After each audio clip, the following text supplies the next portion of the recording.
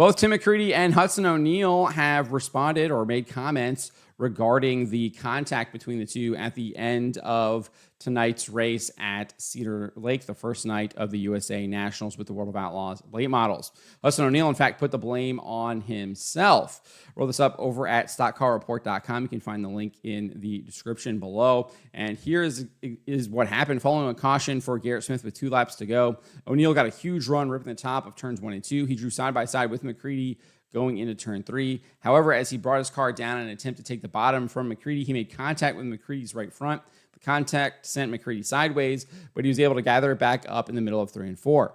As McCreadie was getting his car back straight, O'Neal drifted up the track and then looped it in the top of turn 4. Let's take a look at what happened here. This is over on the World of Outlaws YouTube channel. Into turn number 1, McCreadie going to go down low. Hudson to the top side, has one more shot at this one. Oh man, it bounces up the racetrack. Hoffman can't capitalize. And here comes Hudson O'Neal for the lead. Contact, McCreadie sideways. He has to save it. The Barrett's performance, 1 lap to go. Hudson spins. And that's going to bring out the Dave Warren Power Sports caution. It's Dervision.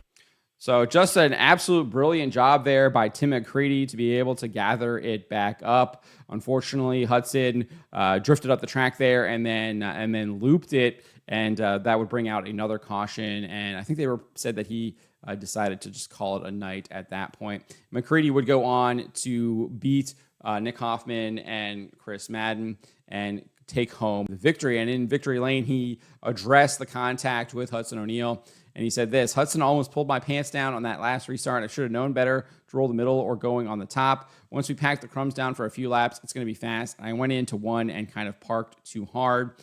If you actually looked at that replay there again, you could see that I think O'Neal might have been one of the few people that actually did go to the top. I think in 3 and 4 we saw Brandon Shepard up there as well, but most everyone did kind of stay to the bottom, to the middle. It was something we kind of saw with the Lucas Oil Late Model Dirt Series. When they were at Huset's, kind of a similar thing happened when it was Shepard who went to the top to try to make something happen at the end of one of the races out there, one of those nights there, because everyone had just kind of been on the bottom. That's where it was. So kind of similar situation, I guess, with the way the track kind of developed throughout the night and the fact that it stayed green until the very end there with those late cautions with Garrett Smith and Hudson O'Neal. Anyways, McCreadie went on and said, I don't know what happened on the backstretch.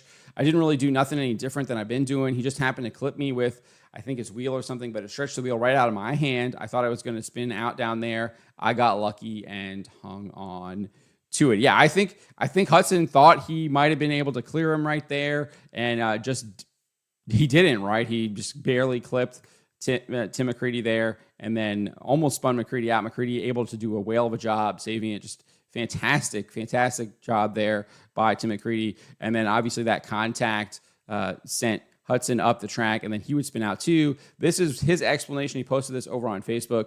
He said, took us out of contention tonight coming to the white flag, contact and a racing deal, and it knocked the wheel out of my hands. So both him and McCreadie saying that the wheels got knocked out of their hands due to that contact. And that's actually something that we saw just last weekend at the Prairie Dirt Classic with Miles Moose, where he made contact with Darren Klein, and he said it was their wheels hit together and it knocked the steering wheel out of his hand. It looks like something similar happened right here, but this time it was both McCreadie and Hudson O'Neal having the steering wheels knocked out of their hand. Anyway, O'Neal went on and said, we have a bad, fast car, going to put our heads down and keep grinding. Congrats to T-Mac on the W. See you tomorrow, same place and time. He definitely has an extraordinarily fast car. Definitely think he will be a threat moving forward for the USA Nationals this weekend. But don't sleep on Tim McCreadie. I mean, he is putting together some runs here. He is looking really, really good and is being extraordinarily consistent. I think he has now surpassed Drake Trauman and moved into that fourth place position in the World of Outlaws points, and he looks to be setting his sights on Ryan Gustin, Nick Hoffman, and Bobby Pierce, who are the only three that are ahead of him at this point. And he made some huge gains on Bobby Pierce, who struggled throughout the night. I don't recall where he finished, but I think he was almost about to go a lap down to McCreadie before that caution with Garrett Smith came out. Not sure if he was able to work his way forward after the caution, but he struggled throughout the night. He actually had to take a provisional. That's why he was all the way in the back.